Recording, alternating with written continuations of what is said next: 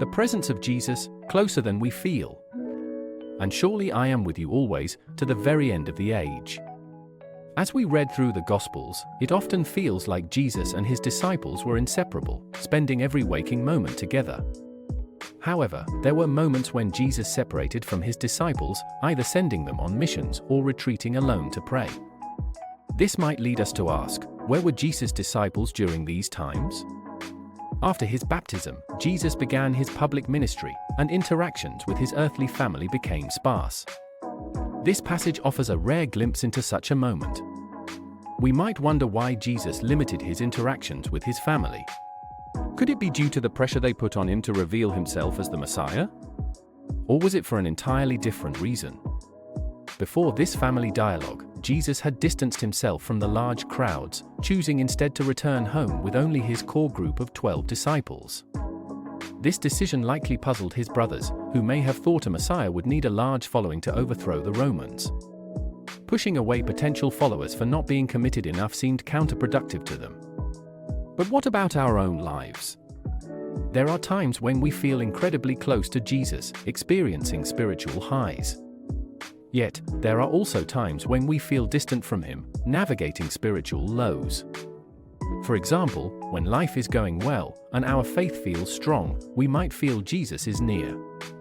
In these moments, we can give thanks and ask for guidance to remain humble and focused on him. For example, during challenging times, such as illness or personal struggles, we might feel distant from Jesus. We can pray, "Lord, help me to feel your presence and strength in this difficult season. Remind me that you are always with me, even when I feel alone." The truth is, Jesus' presence in our lives doesn't fluctuate based on our feelings. While we might move closer to or further away from him, Jesus remains right beside us, just as he promised. Matthew 28:20b assures us of this, "And surely I am with you always, to the very end of the age." This promise means that even when we don't feel close to Jesus, he is still right there, faithfully by our side. In moments of feeling distant, make a conscious effort to seek Jesus through prayer and scripture reading. For example, you might be going through a busy season where you've neglected personal time with God. Pray, "Lord, draw me back into your presence.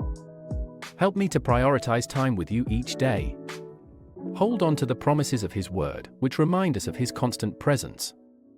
For example, if you are facing uncertainty about the future, pray, "Jesus, I trust in your promise that you are with me always. Help me to lean on you for guidance and comfort." Reflect on past experiences of feeling close to Jesus and remember his faithfulness. For example, look back on a time when you felt particularly close to Jesus, and let it remind you that he has been and will continue to be faithful in every season. As we meditate on our main scripture, "And surely I am with you always, to the very end of the age," we realize that the perceived distance between us and Jesus diminishes. The more we focus on his promise and presence, the more we feel his closeness. However, we must bear in mind that living in sin separates us from him. Thus, it is essential to seek his forgiveness and strive to live in alignment with his will. There may be times we don't feel close to Jesus, but this doesn't mean Jesus isn't still right beside us. His presence is a constant in our lives, regardless of how we might feel at any given moment. Let us hold on to his promise and seek to draw closer to him, knowing that he is always with us, to the very end of the age. May this message remind you of Jesus' unwavering presence in your life and inspire you to seek him wholeheartedly in every season. Please comment, like, share, and most definitely subscribe.